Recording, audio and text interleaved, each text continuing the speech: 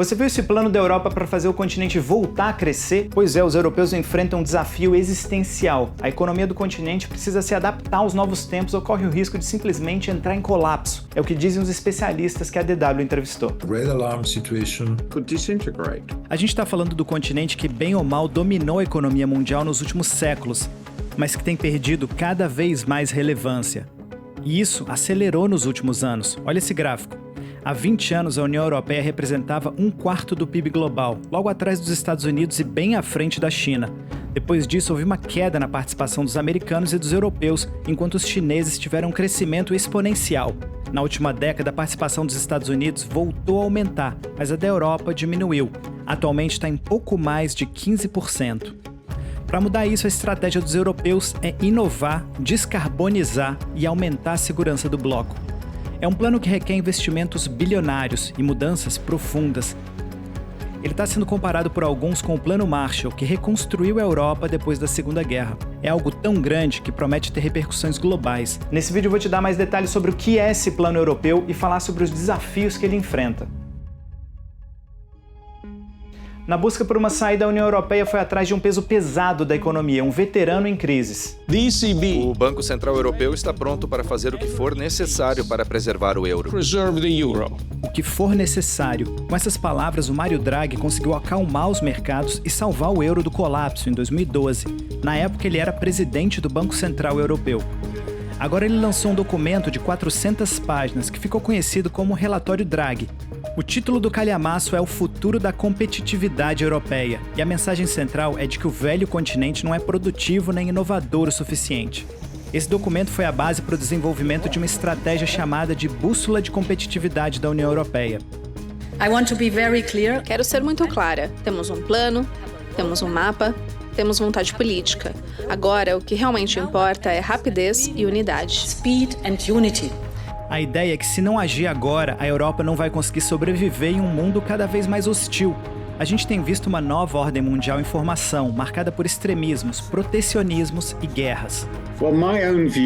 Bem, minha opinião, infelizmente, e é imensamente trágica, e uso essa palavra com cuidado, é que a reeleição de Trump será um evento histórico e possivelmente irreversível, primeiro para os Estados Unidos e para a forma como operam. O Martin Wolf é ex-economista do Banco Mundial e comentarista-chefe de economia do Financial Times há quase 30 anos. Ele diz que a eleição do Trump para um segundo mandato mudou fundamentalmente as regras do jogo para a Europa e para o mundo. Os Estados Unidos como aliado, os Estados Unidos como garantidor de segurança, os Estados Unidos como o país que criou, preservou e defendeu a ordem liberal internacional amplamente definida. Isso claramente será radicalmente diferente. Parte disso são as relações de segurança e parte são as relações econômicas. Essa deterioração na relação entre os Estados Unidos e a Europa é um dos pontos mais críticos para os europeus. Você deve ter visto esse comentário do presidente americano, né? A União Europeia foi criada com o objetivo de prejudicar os Estados Unidos. Esse é o seu propósito. Com a chegada do Trump, os europeus têm se dado conta que não podem mais contar com os Estados Unidos em muitos setores. Na área de defesa, o continente tem aumentado rapidamente as despesas militares. A bússola da competitividade centra-se em 3 pilares. O primeiro é reduzir a disparidade em matéria de inovação. O segundo é um roteiro conjunto para a descarbonização e a competitividade. E o terceiro é reduzir as nossas dependências e aumentar a nossa resiliência e a nossa segurança econômica. Um dos termos que se escuta muito por aqui em diversos contextos é reduzir a disparidade com os Estados Unidos, porque ela tem crescido em vários aspectos. Se a gente olha para o tamanho da economia dos dois, dá para ver como a diferença entre o PIB dos europeus e dos americanos aumentou desde 2010. O Produto Interno Bruto total da União Europeia agora representa menos de 3/4 do total dos Estados Unidos. Por isso que, como a gente viu, a participação da Europa no PIB mundial tem caído. Quando a gente olha para as empresas mais valiosas do mundo, essa discrepância é ainda maior. Essas são as maiores empresas da economia global em valor de mercado. A lista é dominada pelos americanos. É preciso ir até a posição 20 para encontrar uma empresa europeia, a farmacêutica dinamarquesa Novo Nordisk. Entre as empresas mais valiosas dos Estados Unidos estão as líderes mundiais em tecnologia, como a Apple, a Microsoft e a gigante de chips Nvidia. Elas valem trilhões de dólares. As maiores empresas da Europa valem muito menos e atuam em setores mais tradicionais, como produtos de consumo e saúde, em vez de áreas tecnológicas mais inovadoras. Mas por que essa disparidade é tão grande? Parte do problema é que transformar uma ideia em negócio aqui na Europa é super complicado. A participação global da Europa em pedidos de patentes está em pé de igualdade com os Estados Unidos e a China, mas apenas 1/3 desses pedidos de patentes é explorado comercialmente. Isso faz toda a diferença. Com frequência, muitas startups europeias optam por expandir nos Estados Unidos em vez de crescer na própria União Europeia. Qualquer empresa que se estabeleça na América pode considerar todos os Estados Unidos como seu mercado doméstico. É muito mais difícil para uma empresa europeia. A falta de uma união de mercado de capitais, por exemplo, é uma das razões pelas quais, se você quiser criar uma startup de tecnologia, faz muito mais sentido conseguir financiamento na América e até mesmo se mudar para lá. E essa união não faz falta só no mercado de capitais. Esse é um dos grandes problemas da União Europeia, a fragmentação. Achamos que somos um só, como os Estados Unidos e a China, mas, na realidade, em muitas questões econômicas, a Europa é apenas uma expressão geográfica. Somos 27, e se continuarmos sendo 27, seremos, eu diria, marginalizados pelos americanos e pelos chineses. O Enrico Letta escreveu um relatório que aponta que o mercado comum europeu é um grande trunfo, mas ele precisa ser mais unificado e sem tanta burocracia. Letta é ex-primeiro-ministro da Itália e atual reitor da Escola de Política, Economia e Assuntos Globais da IE University em Madrid, na Espanha.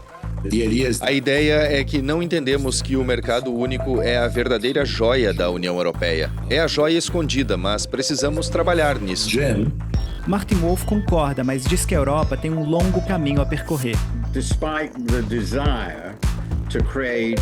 Apesar do desejo de criar um mercado único, de criar uma união bancária, um sistema financeiro integrado, de criar mercados de capitais integrados, o que implica, é claro, sistemas regulatórios altamente integrados em todo o continente, em toda a União Europeia, para que essencialmente as empresas possam operar como se a Europa fosse uma só.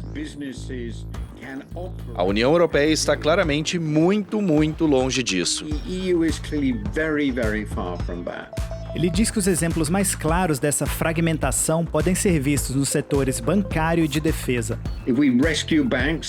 Se resgatarmos bancos, eles serão resgatados pelos Estados-membros.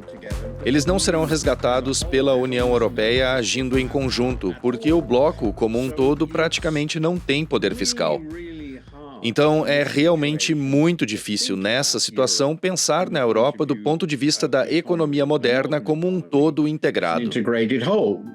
A ideia é simplificar o acesso ao mercado único europeu, e ele funciona com base em 4 liberdades, que são a livre circulação de bens, serviços, capital e pessoas. Mas agora os europeus querem incluir uma 5ª liberdade, a livre circulação de pesquisa, inovação e conhecimento. Em novembro de 2024, os líderes do bloco se reuniram em Budapeste para trabalhar nisso. É uma forma de tentar ampliar o fluxo de ideias entre universidades e institutos de pesquisa. Esse livre fluxo de ideias ajuda a criar um ambiente onde inovar seja mais fácil. E para estimular o uso de novas tecnologias, como a inteligência artificial, que deve mudar a economia como um todo. O uso de IA ainda é pequeno entre as empresas europeias. Mas existe uma outra disparidade entre a Europa e os Estados Unidos, o investimento. Desde a crise financeira, as taxas de investimento americanas superaram as europeias. Em termos de investimento privado, a União Europeia estava à frente dos Estados Unidos até 2011, mas a diferença aumentou significativamente nos últimos anos. No investimento público, as taxas dos americanos e dos europeus têm sido semelhantes, mas os Estados Unidos continuam na frente. O relatório Draghi é bem claro quanto a isso. A União Europeia precisa aumentar os investimentos públicos e privados. Ele inclusive estipula um valor, pelo menos 750 a 800 bilhões de euros por ano. Mas de onde tirar todo esse dinheiro? Segundo os números do Banco Central Europeu, cerca de 300 bilhões de euros por ano saem das economias europeias em forma de poupança e vão para os Estados Unidos, sendo investidos no mercado americano. Por quê? Porque o mercado americano é mais unido, maior e tem melhor desempenho. Então, comecei dizendo, por que não trabalhamos para reter esse grande volume de poupança na Europa, oferecendo aos poupadores europeus a possibilidade de investir aqui em instrumentos financeiros europeus que possam oferecer um bom retorno? In European savings tools that can give them a good return. We do not lack capital. Não nos falta capital. Se olharmos para as poupanças das famílias europeias, elas ascendem a 1,4 trilhão, em comparação com os 800 bilhões dos Estados Unidos. O que nos falta é um mercado de capitais eficiente que transforme essas poupanças no investimento e no capital de risco tão necessários, especialmente para as tecnologias em fase inicial com potencial para mudar o jogo. That have a game-changing potential. E hoje em dia a Europa representa somente 5% desse mercado global de venture capital, de capital de risco, enquanto os Estados Unidos têm 52% do mercado e a China 40%. Se você observar como outras partes do mundo têm gerenciado suas necessidades de investimento, verá que elas fizeram uso muito mais inteligente das poupanças e fundos de investimento de seus próprios cidadãos do que conseguimos fazer na União Europeia. Essa é uma parte importante desse quebra-cabeça. Esse é o Pascal Donohoe. Ele é o presidente do Eurogrupo, que reúne os 20 ministros das finanças da zona do euro. A União Europeia é um conjunto de democracias. Às vezes, leva mais tempo para se ajustar a grandes mudanças do que outras formas de governança política. Mas uma consequência de nosso processo de tomada de decisão é que, quando tomamos decisões, elas são resilientes. Elas se mantêm e temos a capacidade de tomar grandes decisões ao longo do tempo. E essa estabilidade da economia da Europa também é vista como um trunfo, principalmente em tempos de incerteza e volatilidade. Mas um grande desafio para o bloco é lidar com as próprias instabilidades políticas. A França teve 4 primeiros ministros em um ano e o presidente Emmanuel Macron está cada vez mais enfraquecido. Na Alemanha, a coalizão que sustenta Friedrich Merz como chanceler tem uma maioria frágil. E em vários países da União Europeia, partidos de extrema-direita e ultranacionalistas têm crescido. Como manter o bloco unido mesmo diante desses movimentos extremistas em ascensão? Apontando os benefícios da União Europeia e defendendo uma justificativa contemporânea para a União Europeia e para a integração política e econômica europeia, o que significa simplesmente dizer que, devido às oportunidades e desafios que enfrentamos serem tão grandes, nenhum país europeu sozinho é capaz de enfrentá-los. E que podemos alcançar mais juntos, agindo coletivamente. Se não agirmos coletivamente, efetivamente a perda nacional será ainda maior. E as dificuldades enfrentadas pela União Europeia nesse primeiro semestre de 2025 tiveram um efeito surpreendente. Fizeram os europeus se unirem. E a imagem da União Europeia, que estava desgastada, melhorou. Uma pesquisa apontou que a confiança no bloco alcançou o maior patamar dos últimos 18 anos. E mesmo o Reino Unido, que votou para sair do bloco, se reaproximou do continente firmando acordos de cooperação, principalmente na área de defesa. A gente vai continuar acompanhando esse assunto. A Deutsche Welle é a rede internacional de notícias da Alemanha. Para mais vídeos como esse, se inscreva no nosso canal no YouTube.